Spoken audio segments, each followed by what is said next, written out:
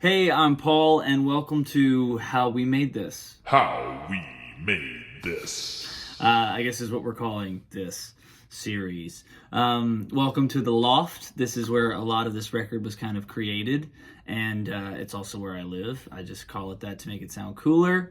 And I thought it'd be interesting now that my singles are starting to come out to break down what went into making them and the elements, particularly that started at the beginning and got us to the final master. So I've isolated some of the tracks, broken them down, and at the end of this, if you're interested and you want to kind of do some own discovery yourself, you can download all these files and play with them, remix them, mix it yourself, destroy my vocal in any way, shape, or form. I have no problem with that. So for this particular song, Love Again, when you write something, I think you can kind of, these days, with all the technology that we have, you can kind of know exactly how you're gonna start. Either it's gonna be with you at a keyboard and programming, or it's gonna be with the full band. And this song, when I wrote it, was immediately something that I knew I wanted musicians on, and we all had to come together. So that's how it started. We had a drummer, keyboardist, bass player, and myself in a room. And that's generally how I do all band recordings. So let's start here with the drums. I pride myself on having pocket on anything I make, even if it's like a ballad. I love the idea that subconsciously, even whether you like what I'm singing about or not, that you have this temptation to move. And so Matty Alder played drums on this, and he got it immediately. So I'm going to go to a couple of my favorite parts. One thing that's a little bit programmed on this, there's a D'Angelo cross stick that I sampled from How Does It Feel that kind of comes in right at the beginning. And then you've got this conga percussion thing. Something to sing. So it's already really groovy. And then you come in here and you hear all of that percussion working through a chorus. It's simple, but even in the cellular nature of being a human, when you hear drums, you just kind of want to move. And then, of course, there's this absolute nasty fill that Matty plays. Woo! I'll break that down, but I learned what a T-high is, or T-high, which comes from like Indian classical music. We'll get into that if you really want to. It's going to be me, so I guess we're going to. The other thing I'd like to show you is that the percussion without the drums and the backbeat is also such a huge part of this. And in the breakdown specifically, you can hear how this really subdivides in a way that's still just so groovy. And, just iconic to me.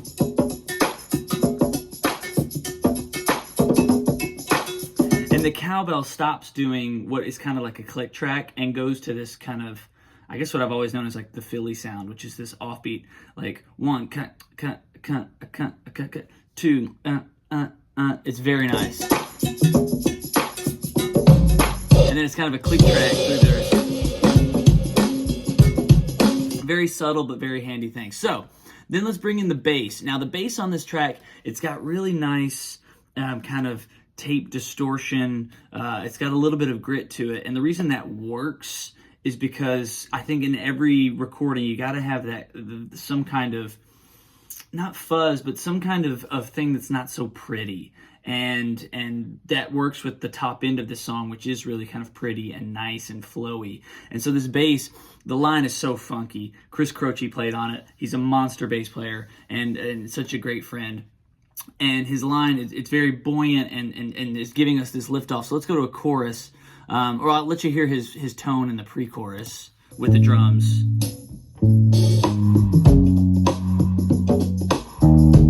Like very whole, like,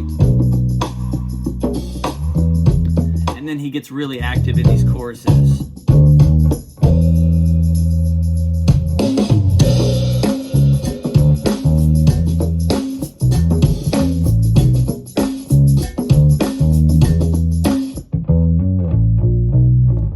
Just such a great part. I mean, again, it's not something you need to necessarily overthink.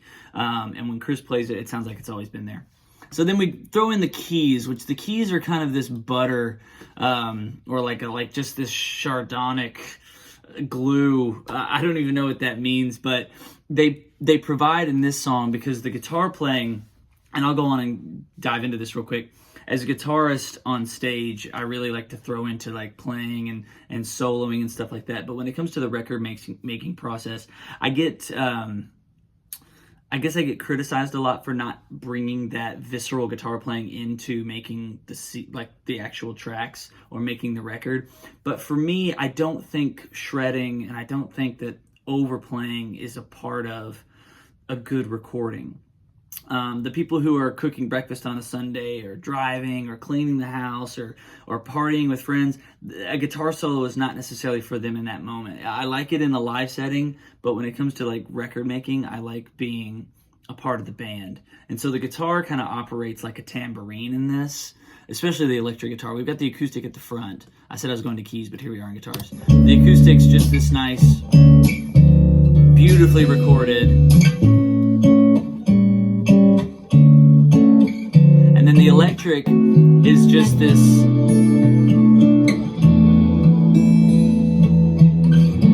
very flowy, and then we have a very I love the room sound. This was mixed and recorded by Ace Lutz. He's my producer, best friend. He totally gets me. Little blues lick there, tucked in. The guitar is so tucked because he's just this tambourine. I'm gonna play that again with the drums. See, like, he's not in the way, but he's so effective. And then the bass and the keys kind of harmonically, because the chorus has quite a lot of chords going on, very gospel-y chorus, very syncopated chorus. So the guitar is kind of this beacon of, okay, now I know exactly what the song's supposed to sound like.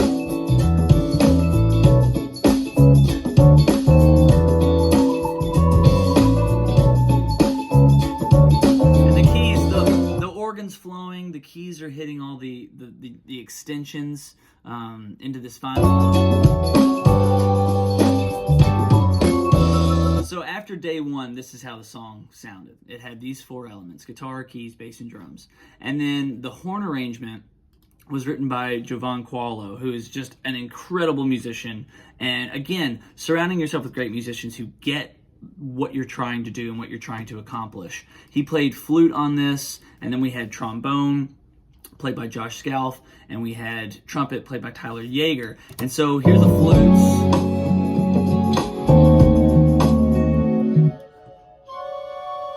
So great on the pre-chorus. And then we have this horn part that really just sells.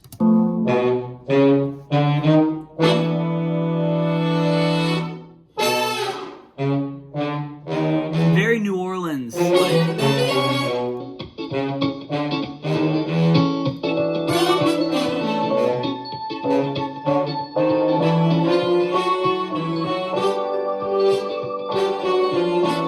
And while we're here, I know this is getting long, but it's just so exciting to me. The horns do, there's a couple elements that are not going to be heard necessarily because of the vocals and whatnot. This part. That happens in the second verse, and it moves with the guitar chords, and it's just such a genius thing that Jovan wrote, and it's just tucked underneath all these vocals. And I'll let you hear what the vocals do, because we have this choir, essentially, that it's me, Amber Woodhouse, and Roz Malone making a choir. And on this section,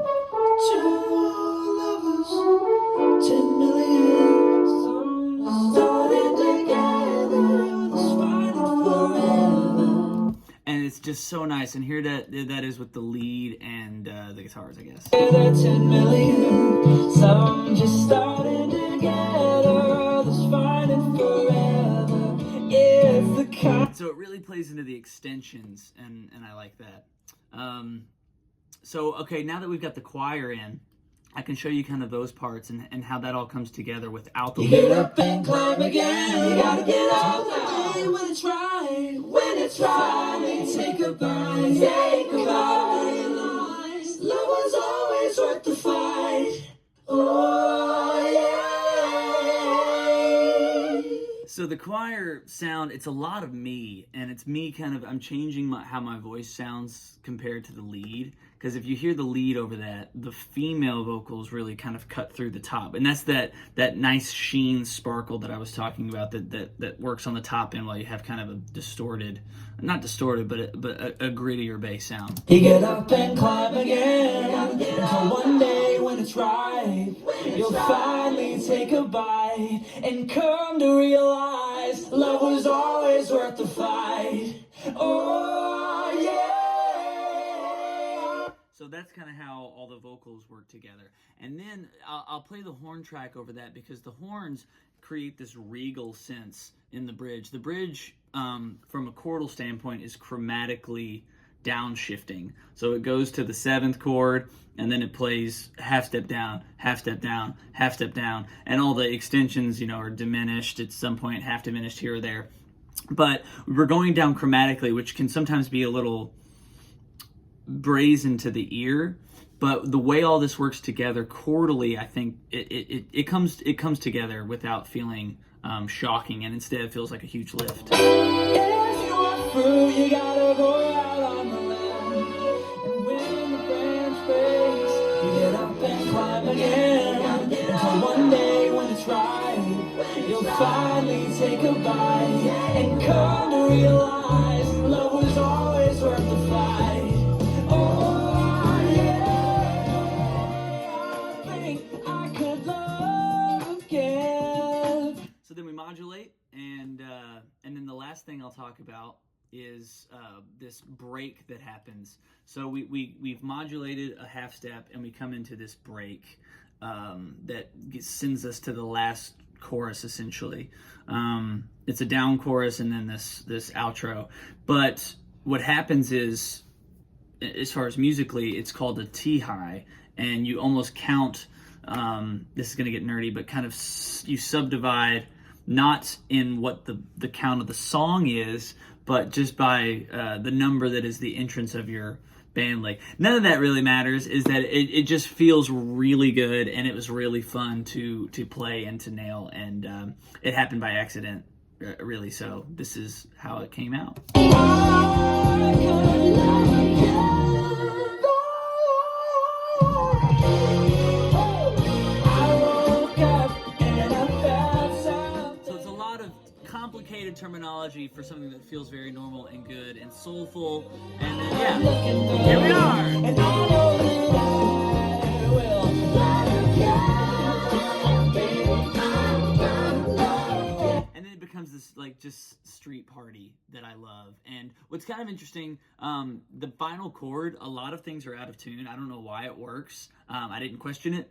Ace and I were kind of dumbfounded by that, but I'll play them individually and you'll be like, what? How did this happen that way? Spark in my heart is gone. Some things are bending up, some things are bending down. The horn chord, we'll start there. That is perfection. And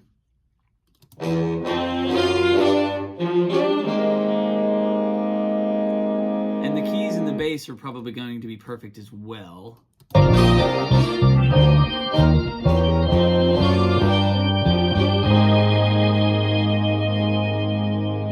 Yes, they are. It's probably me that is massively imperfect, which is okay. What's more perfect than human?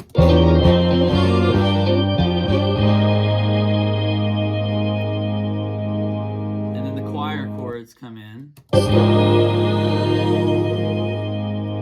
Anyway, it creates this beautiful little this little mess at the end, and I love it. So there you go. That's how we made it. If you want to download these tracks, you can find the links somewhere. And yeah, thanks for tuning in.